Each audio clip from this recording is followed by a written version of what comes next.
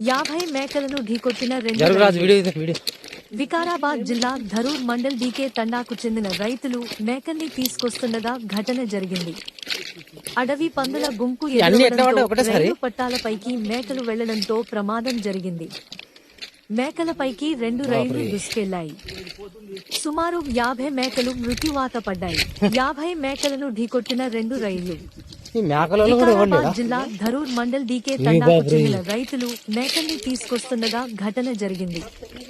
అడవి పందుల గుంపు ఎదురవడంతో రైలు పట్టాలపైకి మేకలు వెళ్లడంతో ప్రమాదం జరిగింది. మేకలపైకి రెండు రైళ్లు దూసుకెళ్లాయి. సుమారు 50 మేకలు మృత్యువాత పడ్డాయి. 50 మేకలను ఢీకొట్టిన రెండు రైళ్లు.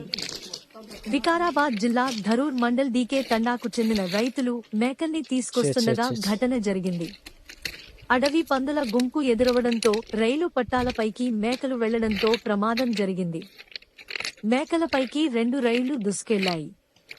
సుమారు 50 మేకలు మృత్యువాత పడ్డాయి. అక్కడికక్కడే మృతి చెందాయి. 50 మేకలను ఢీకొట్టిన రెండు రైళ్లు. వికారాబాద్ జిల్లా ధరూర్ మండల్ డీకే తండాకు చెందిన రైతులు మేకల్ని తీసుకొస్తుండగా ఘటన జరిగింది.